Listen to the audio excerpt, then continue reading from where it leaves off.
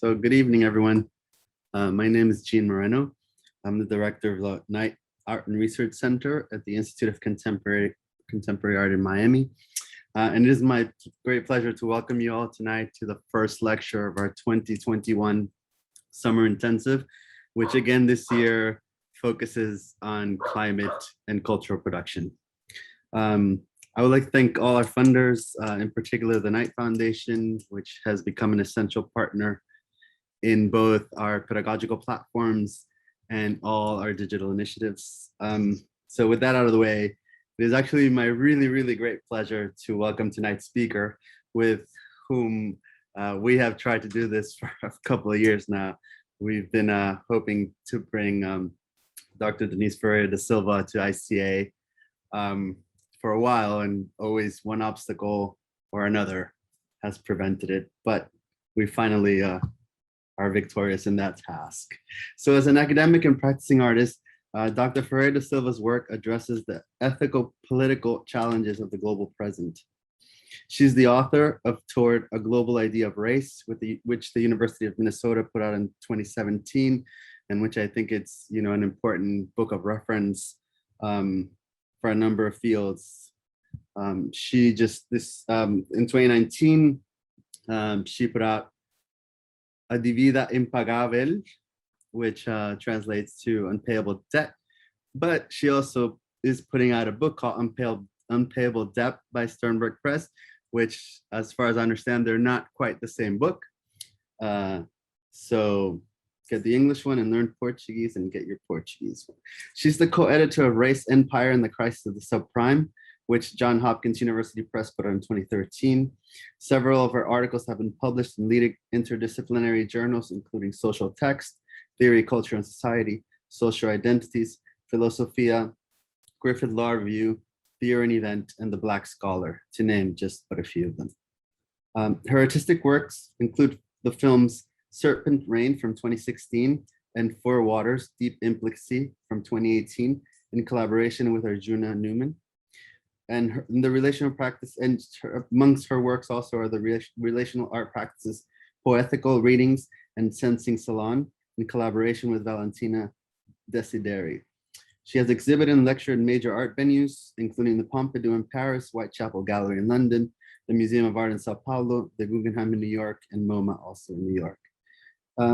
She has also written for major art publications, for major art events, I should say, including the Liverpool Biennial in 2017, the Sao Paulo Biennial in 2016, the Venice Biennial in 2017, and Documenta 14. And she has published in art venues such as Canadian Art, Textort Kunst, and Eflux Journal. She's a member of several boards, including the House of World Cultures in Berlin, the International Consortium for Critical Theory Programs, and the journals Postmodern Culture, Social Identities, and Dark Matter. So without further ado, Dr. Ferreira da Silva, welcome. Thank you, Jean, for the invitation, for the many invitations, and now for actually being able to make it happen. And also thanks, Donna, for also making this happening. The talk and also the seminar that we had at the beginning of the week in the past 30 days. I'll be speaking for, it's really a pleasure to be here. And then also I should acknowledge that I'm speaking from the unceded ancestral lands of the Musqueam people, to whom I'm very grateful for their hospitality in these conditions of ongoing colonial and racial violence. I'll be speaking for about 45 minutes, I hope not more than that. And I am primarily basically trying something out with you. So if some of what I'm saying sounds very obscure, just don't worry about it. Just see what I'm doing with it. But I think it'll be overall fun. So as some of you may have seen, I'll share my screen, and hopefully it will work. But before I open the screen, let me get started. So the title I gave to the talk is Tangible Possibility. And it's a first note on material aesthetics. Every proposition is also, among other things, and at the same time, a problem, an anticipation, an offering, and a plan. And there is also, of course, a presentation. A proposition is an invitation to thinking in a particular way, in the proposed way. The proposition I'm sharing with you today is an invitation to consider an approach to the aesthetic that foregrounds sensibility in its broadest sense. It does so by asking a question that recalls tangibility as it reflects at and the intersection of the place of experience in the aesthetic and scientific fields. Or I should say the place experience occupies in those two fields. The defining move is the problematizing of Immanuel Kant's gesture, which is very early in Critique of the Power of Judgment, and which is also already announced in his Critique of Pure Reason. And the gesture is the interiorizing of that which sustains any claim to grasping anything that can come under the name universal. That Kantian gesture, which locates in the mind, not in the body, that is the senses, that locates in the mind that which is necessary for apprehension of that which will be reflected in the term, that gesture renders all that is knowable about what happens and exists an effect of the apparatus of universal reason, which he locates in the rational mind. So my questioning then involves a shift in thinking, which is now the proposition, and also because it would not be possible otherwise, an unthinking, or what I would call the active negativation, that is refusal of that which makes up the subtlest aspects of Kant's gesture. The gesture mentioned above, which can also be described as an enclosing of existence and with it of the imagination in the confines of scientific reason, as it is rendered in Kant's deployment of the principle of identity and in the law of contradiction. That is his representation of universal reason as transcendental or the a priori. So how to describe such a move? Then thinking anticipated and called for. A breakdown perhaps, that is the breaking apart of sensibility and subjectivity, an analysis which includes a resolution of subjectivity in such a way as to expose the sutures and ruptures, the thinking elements that render the manner through which it is both distinguished and separated from sensibility, while at the same time becomes that which determines the limits sensibility.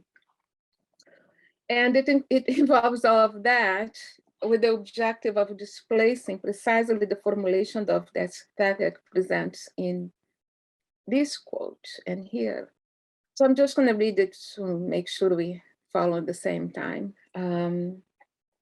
And that I have highlighted in there, in bold what matters in all of this, but just let me read it. An aesthetic judgment in general can therefore be explicated as that judgment whose predicate can never be cognition, concept of an object, although it may contain the subjective conditions for cognition in general. In such a judgment, the determining ground is sensation. However, there is only one so-called sensation that can never become a concept of an object, and this is the feeling of pleasure and displeasure. This is merely subjective, whereas all other sensations can be used for cognition. Thus, an aesthetic judgment is that whose determining ground lies in a sensation that is immediately connected with the feeling of pleasure and displeasure. In the aesthetic judgment of sense, it is that sensation which is immediately produced by the empirical intuition of the object. In the aesthetic judgment of reflection, however, it is that sensation which the harmonious play of the two factors of cognition, the power of judgment, the imagination and understanding produces in the subject, insofar as in the given representation, the faculty of the apprehension of the one and the faculty of presentation of the other are reciprocally expeditious, which relation in such a case produces through this mere form a sensation that is the determining ground of a judgment, which for that reason is called aesthetic, and a subjective purposiveness without a concept is combined with the feeling of pleasure. I'll not spend too much time over, going over this conception of the aesthetic judgment here, but let me just try and briefly and say what I mean when I say that I'll try to retrieve sensibility from the figuring of subjectivity given in the program, which is exemplified in this statement.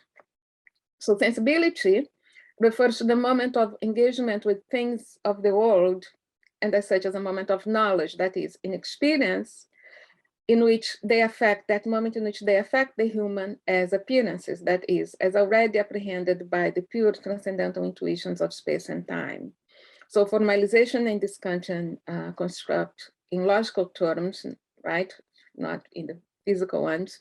So formalization here is a crucial step as it interiorizes knowing as only possible due to something that resides in the mind. And subjectivity refers to the how of this engagement with impressions or representations of things of the world, including the human itself. Again, but through the most fundamental formal mediator, which is that of the pure intuition of time, as the determinant of the inner sense, as well as of the unification of the appearances and their representations under concepts in the understand. And this formulation of time is what supports Kant's statement that knowing is determinacy primarily. Why am I interested in this? Well, because I'm convinced that undermining this distinction, that is both the terms and the separation of sensibility and subjectivity, is a crucial move towards a very urgently needed shifts, which include the dissipating of the effects of raciality as it operates in the many moments of the liberal architecture, right? As it operates in conjunction with the colonial and liberal mechanisms in this architecture, including the extractive ones behind global warming. That is, this is a basic move to halting the whole political assemblage through which state capital that does its thing, which is extraction, expropriation, exploitation, and obliteration. So, but what I'm presenting today is just a note. Maybe it's not even a note because it's not even that elaborated. It's still very impressionistic. And the commentary on the concept, which is seemingly relevant, one in the Kantian program, precisely because everything that matters in that program minimizes it.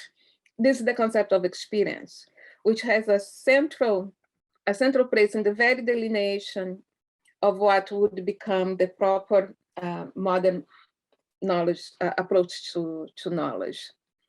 We know, and this quote from that I just cited reminds us of that.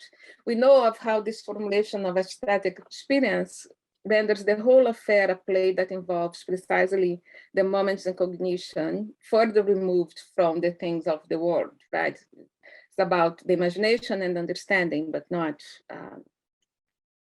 the body and the senses. So anyways, and that it is in the body and the senses that I'm focusing on here. Anyway, but as I said, this is a footnote. This is a footnote of the to a discussion of the notion of experience which I am developing. I'm developing several nodes along that, and this is node number 1, tangible possibility. And this node opens with a question, which is what framing of the aesthetic becomes possible when it encompasses both the perceptible and the imperceptible? Would it remain a matter of judgment, as it has become since Kant's formulation of what's now its prevailing articulation? What would become of experience itself and sensibility? What happens to sensibility when, in addition to that which reaches the senses, it also included what occurs to the very composition of that which happens and exists, right? And that which happens and exists in the ways that the bodies are said to happen and exist. Basically, I will speculate on an approach to what falls under what's named aesthetic, which instead of the current formal assumptions, entertains a proposition for the sensible corresponding to an image of existence that gives the haptic and the sonic the same weight as, if not more than, the optic. This reflection was inspired by a question suggested by the curator Sunny Kerr in the description of Drift, Art and Dark Matter, an exhibition which opened earlier this year at Queen's University's Art Gallery Agnes Etherington in Kingston, Canada. So his question was how to study a known unknown. So this, my short, what I'm sharing with you today about on dark matter, this very short and kind of errant itinerary, comments on this question as it begins by emulating Kant's building of his program on early classical physics. But for the most part, however, and this is the name of the artist, these are some of the works that are in the online in the exhibition. So there is an online exhibition that I'll give you the link to it whenever I have access to Zoom again. But anyway, for the most part, I'm basically wondering about what kind of thinking, about the kind of thinking, I should say, that takes into account the manner of sense making that takes dark matter experiments at Snow Lab, this research facility, into account.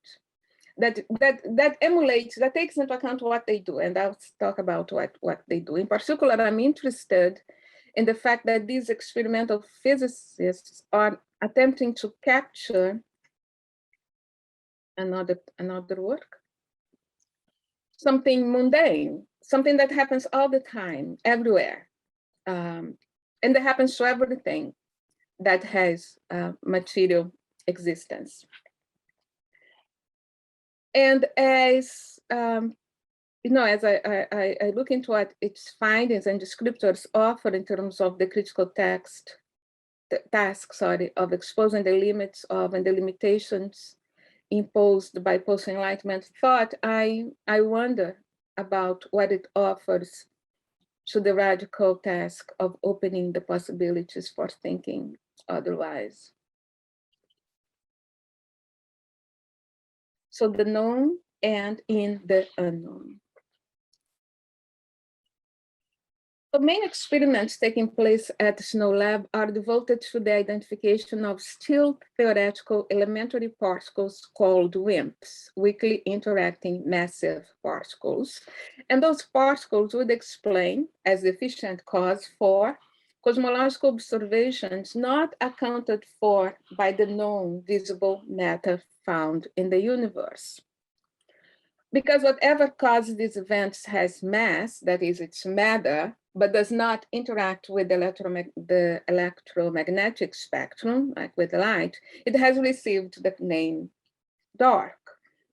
These are cosmic events, actually gravitational effects in particular, on the size and spinning of the galaxies and also on the bending of light, which do not seem to result from interactions involving observable matter. The experiments at Snow Lab are carried out underground to avoid the interference of solar and other kinds of radiation, and are designed to capture WIMPs, this theoretical dark matter particle, by detecting, sensing that effects on the composition of solid or liquid materials. And those effects are at the atomic level. Taking one of these experiments, which is done with the solid matter as the point of departure, my speculation here considers what would characterize what I'm calling now material statics, which will be offered in direct confrontation and in violation of Kant's formal aesthetics. More particularly, I take an approach to what exists or happens, in the ways that is suggested by how Snow Lab physicists and cosmologists attempt to discover the composition of what amounts to 27% of the total mass energy of the universe and about 85% of the total matter of the universe. And I'm taking that as a point of departure for speculating on a formulation of the aesthetic that it's not premised solely on visibility. So, but how is that something that it's known to exist because of what it makes happen to the largest cosmic composites, galaxies, is supposed to become known through the observation of what it may happen to the tiniest material composites, but only if these are placed as deep as possible in the entrails of the planet. So experiments searching for dark matter particles are held deep underground in the mountains in radiation clean labs. Snow lab experiments, unlike the well-known ones carried at the Large Hadron Collider at CERN, such as ATLAS, which is the one that discovered the Higgs boson. The Snow Lab experiments do not involve, like these others, these high speed collisions and high temperatures that seek to replicate the first moments of the Big Bang. To the opposite, they are comparatively low temperature, low energy experiments designed for detecting dark matter interacting with solids and liquids. Most experiments test the theory that dark matter is composed of yet to be detected particles, the WIMPs, and all the experiments follow the same detection principle. A WIMP scatters off a nucleus like a billiard ball, and the recoiling nucleus leaves a tiny energy deposit in the detector, end quote. While this description of detection has the form of Newton's laws of motion, which remains the basis for our descriptions of how solid things affect each other, it differs in that the focus is not on the exterior movement, dislocation in space, but on an internal movement, that is, on the change in the material composition of that which is used to detect the particle, more explicitly the tiny energy deposits, and that shift is to be captured as an electrical charge, and you see the E for electron in this image there, and also as a phonon, which you also see there, the yellow squiggly things. Also as ultraviolet light or a bubble signal. So different experiments are looking for different things. This super CDMS is the one that is looking for the electrons and the phonons. So precisely this is the departure from our common understanding of interactions involving material things, right? Whether they're solid, liquid, gas, or plasma. That's what interests me. In particular, I'm interested in on what becomes possible, thinkable and knowable, and in what ways, right, it will become thinkable and knowable, if instead of an image of existence that figures material things in the Newtonian way, that is one that focuses on external events, of interaction, and those can be mathematically formally described. So instead of focusing on those, the attention is placed on how the event, any event of such kind, also includes an alteration of the elemental composition of that which is involved, and as such also of the composition of the context within which the event is taking place.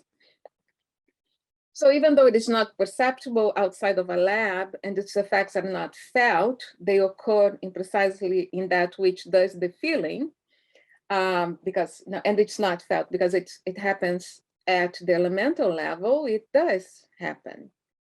What if then humans went about daily existence also attending to such recompositions that happen all the time, such as what is operated by cosmic rays and other source of radiation that reach Earth every day?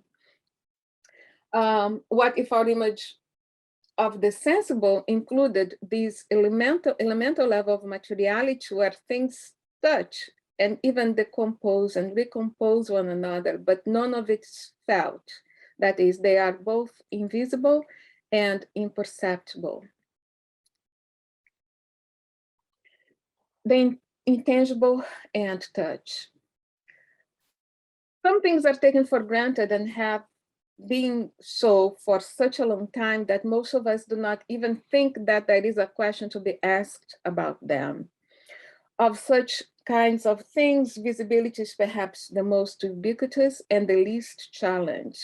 From the famous saying that about the tree falling in the forest, in the denunciations of injustice done, in the key statements on the aesthetic, and the very phrase dark matter, visibility goes unchallenged. Visibility is presupposed in the description of dark matter as something that does not interact with the electromagnetic spectrum. It is not visible, that is detectable or sensible, not at the lowest the radio rays, nor at the highest frequency, the gamma rays, not detectable by the electromagnetic spectrum. What dark matter experiments suggest,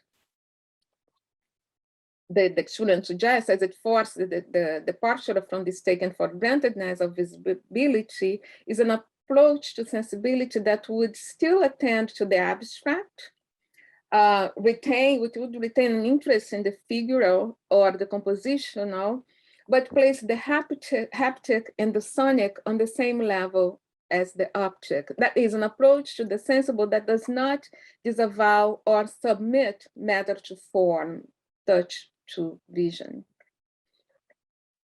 Let me comment on this further on the super CDMS, the super cryogenic dark matter search. Taking place deep underground, once underway, because it's not happening yet, I think it's still not happening. Once underway, the detector's task will be to capture, and I quote, the minute crystal lattice vibrations, phonons, and ionization, the charge, right, the electron charge, generated within the detector crystal by elastic collision between detector nuclei and a low mass dark matter and the low mass dark matter particles. End quote. The energy, end quote again, deposited in a detector by an interacting dark matter may be as low as a few tens of electron volts. That the description of the experiment says it. So basically, this experiment consists in detecting the changes as a shift in the crystal composition, that is generation of a phonon, an excitation, and an electron, ionization, by a collision with the supposedly very large WIMPs. The detector is not designed to make WIMPs visible, but to gather what happens when it touches a WIMP visible, right? But to gather what happens when one touches solid matter. Ranked lower among the lowest players in knowledge, the senses, which are the senses, the haptic touch, up to now is the only one is the only mode of perceiving that which makes up something that is everywhere, including the very cold chambers located 2 kilometers underground, and also that thing which constitutes 27% of the known universe. It turns out that if we want to know in the classical ways, in the Newtonian ways, the stuff that makes up this planet and the cosmos, we need to figure out ways to feel when touched by it. If, on the other hand, we wish to take into account as part of our existence that which we do not feel, then we need an image of existence that takes into account that which happens but cannot be apprehended by our bodily and technological tools for learning. That is, we need to be satisfied with the possibility that it exists, happens, because it is expressed as in the form of gravitational effects without an assignable cause. The coarsest and the noblest. So what image of existence and existing and knowing with these, taking into account of this, allow? In order to identify the point of departure, let me recall aspects of the Kantian program that still inform how we go about knowing and appreciating what happens and what exists. On the one hand, it's borrowing from Newton's version of classical physics, in particular the centrality of the optic in the very description of the most basic conditions of possibility of knowledge, the formal pure intuitions of space-time, which correspond to Newton's absolute space and absolute time. In Kant's framework for cognition, they play a similar role as they do in Newton's presentation of the laws of motion, time and the idea of succession, and space and the idea of separation. The first gives a sense of something that remains in spite of changes, while the other gives the possibility of separating that which changes from its context. But importantly, the pure intuitions of space-time are fundamental conditions for scientific knowledge because they are the condition of possibility for sensible experience, according to Kant. Recall that science knowledge for Kant is not interested in knowing the thing itself, but is only interested in it as phenomena, as things that they appear, already apprehended by the sense after organized, separated, unified by space and time. That is, without these intuitions that reside in the mind, not in the things, knowledge that can meet the criterion of logical validity would not be possible. On the other hand, I also have in mind Kant's positioning of the aesthetic judgment or reflective judgment in terms of an agreement, a pleasurable agreement between what exists, the imagination, and the understanding. And more importantly, that the feeling of the beautiful arises, his argument that the feeling of the beautiful arises from judgment that finds in the form, not in the content, in the form of the object, an agreement with the capacities of the understanding. Consistently, this privileging of the formal in the philosophical and mathematical sense, this privileging of the formal in the very formulation of the aesthetic corresponds to the privileging of vision in regards to knowledge. And I'm quoting, the sense of sight, Kant says, even if it is not more indispensable than that of hearing, is the noblest because among all the senses, it is furthest removed from the sense of touch, the most limited condition of perception. It not only has the widest sphere of perception in space, but also its organ feels least affected because otherwise it would not be merely sight, least affected, because otherwise it would not be merely sight. The sight comes nearer to being a pure intuition, the immediate representation of the given object without admixture of noticeable sensation, end quote. There is, of course, nothing new in the celebration of the optic as the sense that best resembles abstraction. So Plato's allegory of the cave attests to its defining role in Western epistemology. But let us consider these aspects together. That is, the privileging of the object is related to the significance of the aspect is how the privileging of the object is related to the significance of form. Okay, let's consider what I had said before, the two aspects together, which is bringing together the object, this thing that Kant was saying that quote I had about how close the visual is to abstraction. So in the scientific field, that's presented both in the sense of the logical form, so the Kant's a priori and the transcendental, but also in particular in the notion of the pure intuition of space, right, which allows for the separation of things that exist. And the field of the aesthetic form refers to the logical form, of course, the principle of, there is a principle of purposiveness of nature, which is transcendental, but also to the physical form, to the shape of the objects, and to that which connects the two of them, which is the mathematical relations between the shape of the object and the transcendental. So that it shows in 3 times. But in both cases, the slippage between the logical form and the physical form, which I'll call format, to me signals what is perhaps a purposive ambiguity, but which is more interesting to exploit in terms of Kant's equivalence of sight and logical form, which gives the form of the a priori and the pure. Now, dark matter experiments rely precisely on what for him is a lower sense, touch, as I have highlighted before.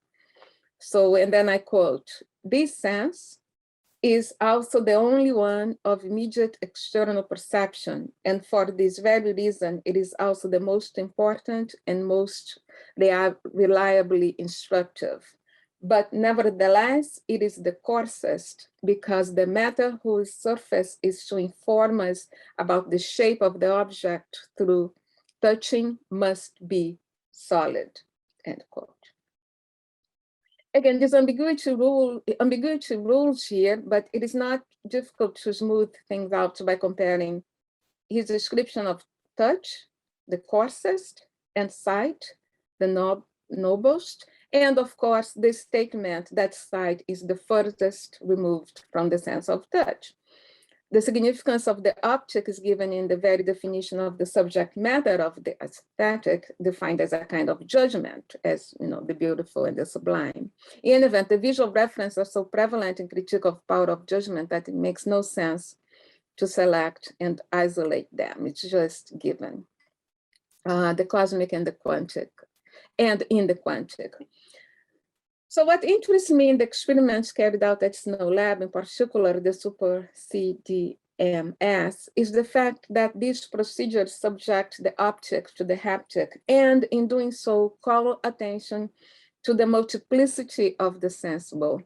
When considered cosmically, which is how it's being indirectly observed, the invisibility of dark matter is given by effects on large visible existence, which are the structure of the galaxy and clusters, and also events, the bending of light. So I'll bring you to this. I'll keep the cosmic and the quantum. So this, on the one side, you have a galaxy there with the light, and then it's the bending of light showing, I'll say more about it later. And then on the other hand, you have the phonons. That's a vibrating lattice. So when considered cosmically, which is how it's being directly observed, as I'm just repeating, the invisibility of dark matter is given by the effects on large visible existence and events. That's so because dark matter is not observable as a body moving in space and time, that is, as something with a position, direction, or velocity.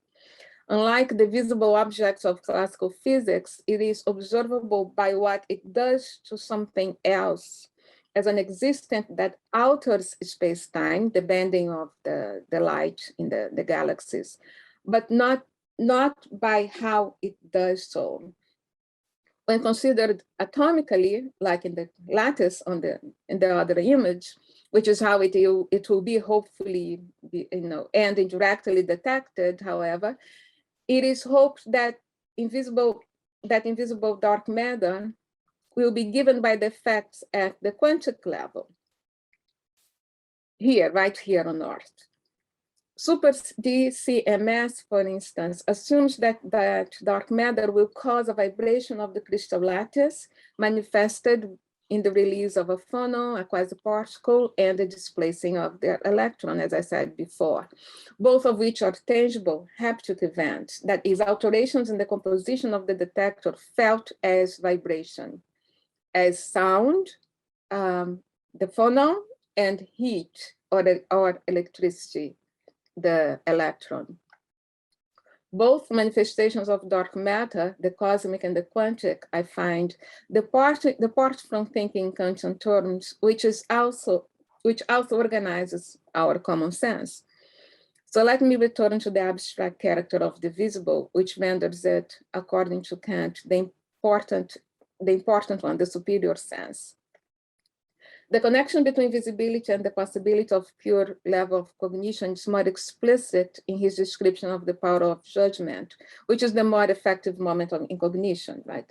Logic, and also in appreciation. More precisely, as I covered before, in the statement regarding the a priori condition for judgment, which is the principle of the purposiveness and the law of specification of nature, which combined, when you combine the two of them, they establish that there is an order in nature which can be uncovered by the understanding and known by rational beings. Precisely this statement, which in a way renders the aesthetic subjected to logic by occupying what exists and what happens with an order based on differentiation, that is, something that is captured by the laws of logic, by identity. Precisely this statement also accounts for the interiorizing of sensibility. In short, Kant links the aesthetic to a mental feeling of pleasure of life, he calls it, which comes from the realization that there is an order in nature that is adequate to the human understanding. What I would like to propose in a speculative exercise that departs from here, the subjective, and strays out of the Kantian bounds, this exercise that I would like to propose has two moves. First, while retaining the abstract character that sensing acquires in his description of the aesthetic experience, we could replace in the exercise the object with the haptic. Second, instead of naming it an experience, we would call it for what it is, a mental presentation, an image of what exists and what happens, which, in addition to taking into account the visible aspects of whatever is contemplated, also considered that which does not pertain to the domain of vision, of form. We could consider the aesthetic with reference to content or substance or matter, that which, insofar as the human body is able to capture, would be sensed as haptic and sonic, that is, that manifests as vibration. That possibility I find suggested in the super CDMS experiment, which seeks to detect matter through the setting up of a contact that takes place at the quantic level by observing what happens to the crystal lattice, also at the quantic level, right? Phonons and electron displacement. What happens to them, to the crystal lattice at that level when it's touched by the dark matter particles. So heat and sound would be the central to these aesthetics, for which I propose the name of material in a direct contrast to the Kantian formal aesthetics. Now, such formulation would be at once speculative and figurative, but probably not contemplative. That is, it considers the invisible, but not of the order of the ungraspable, because extrinsic, the cosmic, but of the ungraspable because an intrinsic, the quantic. As such, it is about what is physically perceptible, that is sensible. Like anything perceptible through the senses, the impossibility of knowing this unknown, and there is no reason to believe that it is a particle anyway. So the impossibility of knowing this unknown that constitutes what is called dark matter requires contact, connection, and the disturbing of a composite. For this reason, this must remain a speculative exercise. And just in case, I think it bears repeating, if it is not yet evident that I'm not proposing a program built from or on lab findings. I'm interested in the how of the investigation, in what becomes thinkable when scientific procedures are to adapt to something that goes against physics and our common sense. So the speculative exercise I propose takes what is said to belong in the sensible to the arena of the possible, but not necessarily actualizable, and from there into the realm of the imaginable and the thinkable. The experiments at Snow Lab postulate a material existent that does not present as something extended, such as a body, as something directly observable, as moving in space and time, and that does not interact with the light, which is, it's a counterintuitive proposition. What can be sensed is actual. Not, however, in the case of dark matter, as it violates common sense in two ways. First, it is sensible if indirectly, only through its gravitational effects, bending of light, etc. And second, because it does not interact with the light at any frequency and does not take any of the shapes of matter. It is not sensible at all. Insofar as it is anything, it is an effect without a known cause. It is the cause that lab experiments seek, but only as a possibility. It could be that the effect is not caused by anything like dark matter or particle. That possible particle will become actual.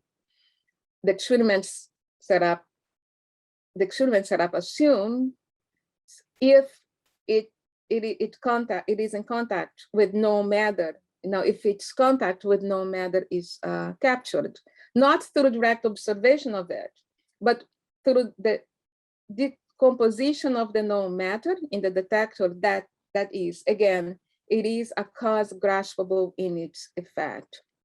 Precisely this speculative aspect of what are presented as sensitive occurrences, I find, allows for taking dark matter straight from the sensible to the arena of the imaginable without passing through the actual. Fantasy and artworks, for instance, may refer to sensations and tease the imagination without prior or actual experimentation. There is no reason to deny that WIMPs, insofar as they are theoretical mathematical constructs, could as well be treated as fantastic creatures or artistic objects, as the artists in this exhibition did. What neither exhibits is, in contrast to dark matter, neither is the fantastic creatures or artistic objects. What they don't exhibit are the indirect sensible effects that lead to the speculation of its existence, or, do they? Dark matter is neither fantastic nor artistic. It is not a mental creation, but it is a name for the unknown cause of effects that admit no other explanation thus far. As such, dark matter exists as a tangible possibility in a realm of speculation.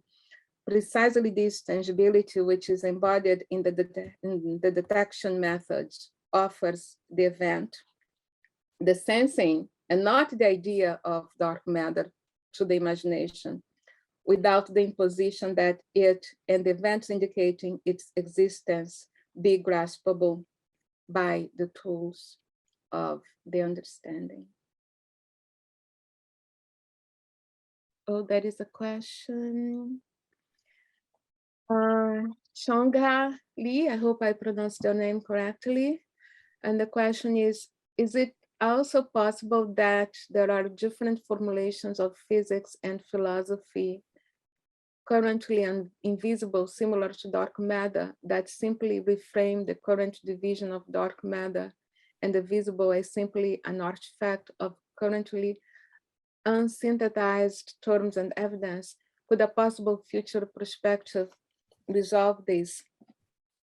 So that's an interesting question, which I think, if I understand your question, which is also a comment, correctly, it's similar to what David Bohm proposed as what is at stake in the impossibility of reconciling quantum physics, of unifying quantum physics and special relativity, is that, of course, there may be something else at work in existence that brings it all together. But even if that is so, if conceptually, theoretically, that's the case, right? If there are those hidden variables or those hidden dimensions, and that once we are able to map them and get to know them in some ways, because if they are around, we can see them, of course, right? I mean, they are similar to dark matter in that sense. Even if that's the case, what I find interesting is taking that into account, regardless of whether there is an explanation for it. So regardless of whether or not there is an explanation for, regardless of whether or not there is a particle that they are not now calling WIMPs, right? What's interesting is to know that as we go about, doing anything, as I'm sitting here talking to you, I'm being bombarded by neutrinos, right? Because the neutrinos are coming from the sun, hitting everything everywhere on this planet. And then the neutrinos, apparently, they say that they have no effect because they haven't, they're, basically, they have no mass, and they don't have, whatever. So they don't have any effect.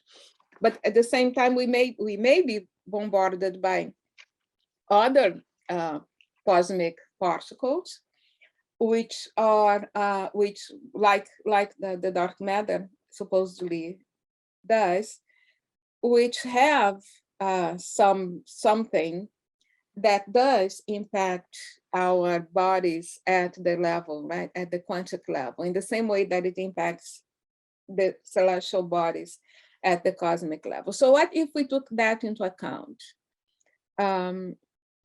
Which is about what if we took into account something that it's happening, but it's not knowable. It is sensible in the sense that it's that is heat that is generated when the contact takes place, but we don't feel it because, as I was saying, it is happening to that which allows us to feel things. So anyway, I think I'm interested in the what happens if we take these into account in our wanderings, right, and start asking questions and considering things from that. And then if they come out, if they find the particles, and if they find out a new dimension, so yeah, so that it is. But that doesn't change these basic simple things, right? Which is about the sensible that it's not sensible, which that's not perceptible, even though it's there. I hope that made sense.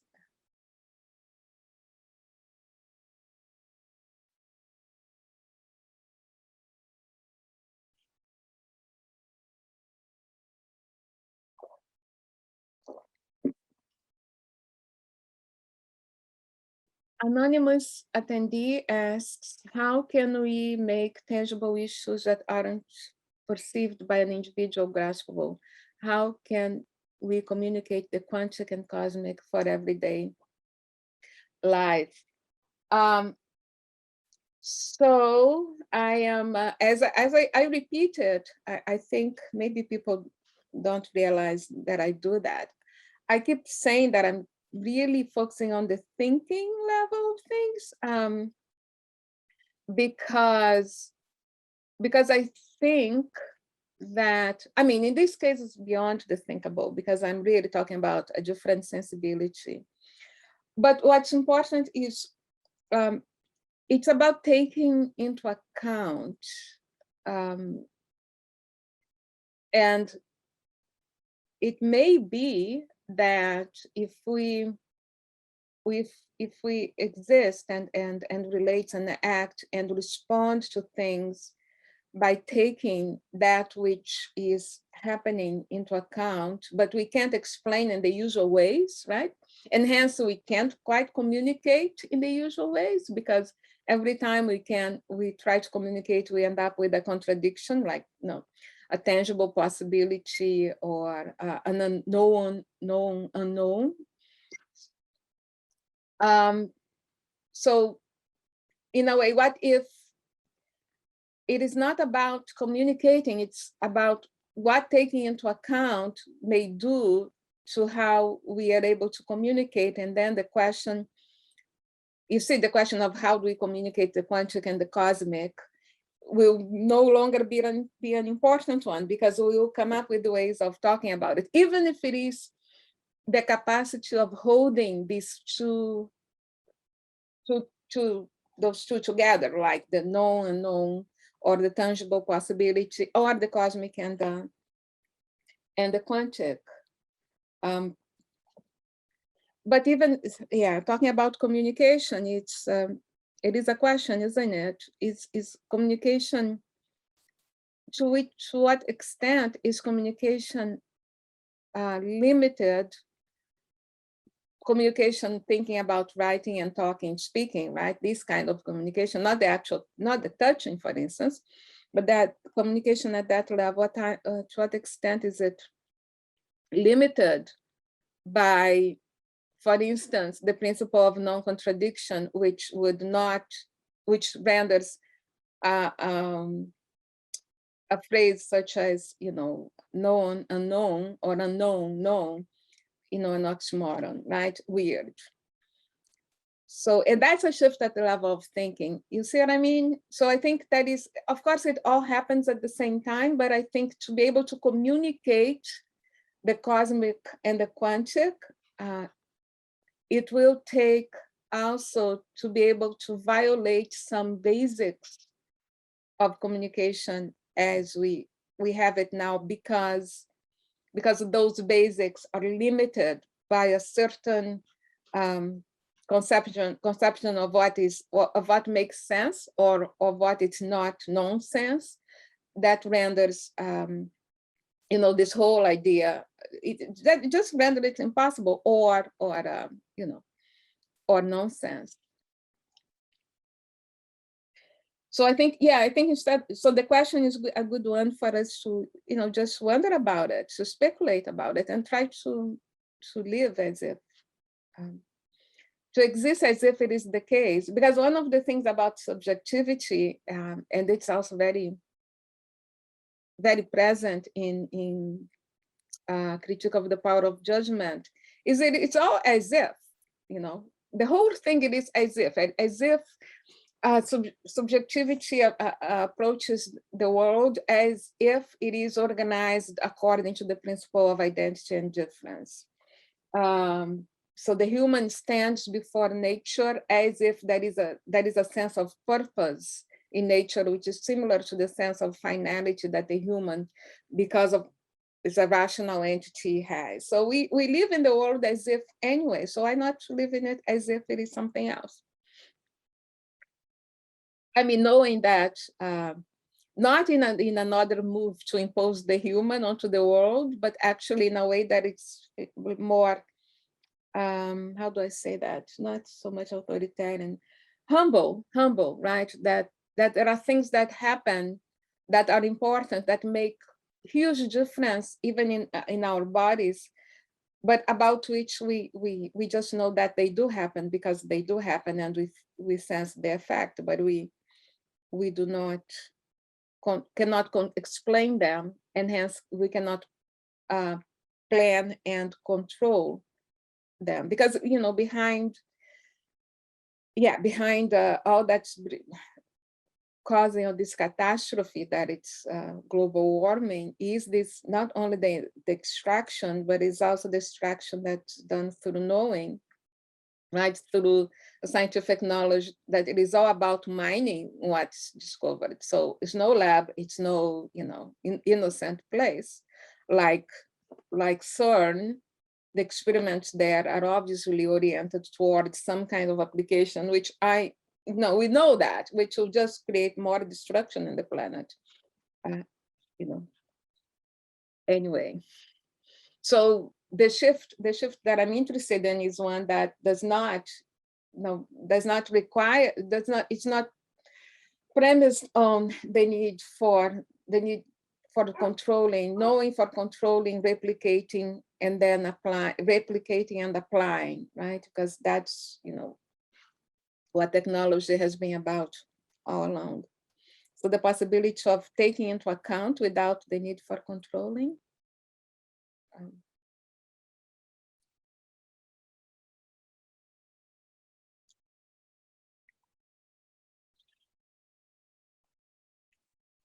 No, I don't know that. Danny Coker, do you know of linguistics or people in other fields who are exploring this concept of limited communication? Not, not in the sense that I was just speculating with you, right? I'm not thinking about that concept. I was just wondering whether that's the case. Derek Barron, thanks for sharing this talk. How do you imagine the material aesthetics that you are proposing can open up new protocols for interpreting, engaging with artworks beyond the Kantian autonomy paradigm? Yes, new protocols. I mean, this is amazing, right? Because I think it opens what's opened if we do not approach art with this formal, the formal presupposition, which is not even about, what's in the work, is primarily about the human that comes before the work. So in terms of the subject that it's instituted in the Kantian formulation. So I'm more interested in that. Now, of course, that if that subject disappears, if that subject is dissolved, if that subject does not come before the artwork in the usual ways already, assuming its capacity for appreciating it, I think something else also would happen to the artworks, right? In the sense that, on the one hand, the artist and the work will not be presupposing the subject that will appreciate it, right? And so the artist would not. So it may be, that art, as we understand it, will shift completely, and hopefully also outside of the usual spaces. But I think it has shifted anyway. I think the more I think with, because I tend to think with artwork, the more I think with a number of contemporary artists, I think I can see how that something has shifted in that the subject of appreciation, the Kantian subject, is no longer there. Maybe it's there, but the works are adding some other stuff that hails, that calls, that interpolates the appreciator in ways, in unexpected ways, that violate some of the Kantian program. Oh yeah, I can provide the link.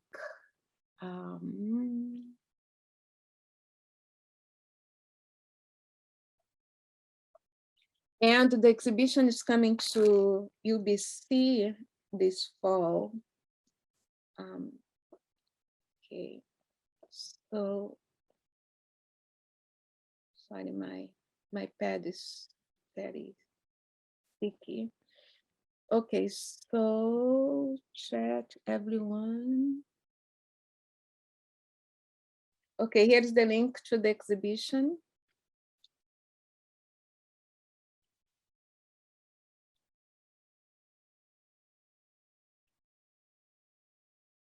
Diogo Oliveira is asking, I'm wondering how the accountability of the invisible, and quotes, could change the ground of authority, power, visibility. This a radical displacement. How do you see it?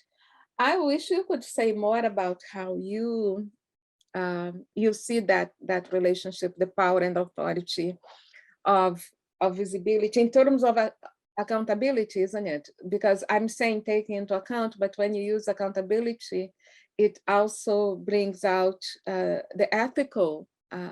You reminded me of the ethical dimensions of it on the one hand, and then on the other hand, talking about authority and power of the political dimensions of it. And this is precisely what moves me, right?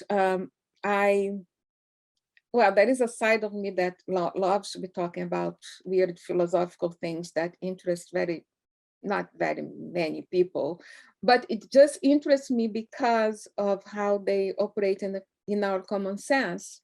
So when you, Diogo, make these, this contrast between accountability, authority, power, visible and invisible, you bring out these the significance, the ethical, political significance of the kind of move that I'm talking about, and that the ethical import of actually shifting, not at the level of subjectivity, because if you think only in terms of subjectivity, we stay in that program, we stay with that figure, but actually in a way of putting subjectivity in its place, in its formal place, on the one hand, and then on the other hand, by taking into account the tangible, invisible, by expanding our conception of how we exist in how we exist, right? How we are of this world and not just merely in it. I think this is what I'd like to go. So P.L. Rivers, thanks, Denise, for the seminar and for this lecture. I come to Kant's judgment in an indirect way via Arendt's political judgment. And I was thinking about this many, many years ago. How does your engagement with Kant on judgment compares to Arendt's engagement? I have not attended to Arendt's engagement with Kant and political judgment, unless you're talking about more about the moral, about the notion of morality that we see in Arendt's commentaries on, on Nuremberg. But I haven't really, I have to confess, I haven't spent much time with her. But I think from what I have spent time with her, and from where I am where I'm trying to put pressure, I think that in her engagement, and she leaves that subject alone, right? In the sense that she is invested in that Kantian morality, and I am not leaving that subject alone. I'm interested in the very dissolution of that subject, but I have to go back and see what else. So thank you for reminding me of going back to Arendt, to Hannah Arendt, in case nobody.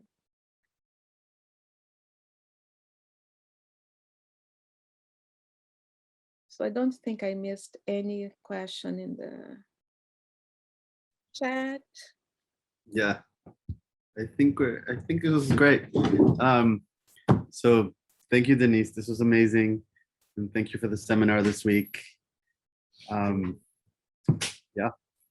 Thank you for the invite, Jean. I'm glad we got to do it from far away. Thank you. Yeah, we'll have you in person next time, I'm sure. Okay, thank you. Thank you, folks, for joining in. Okay, bye-bye. Thank you, everyone. Good night.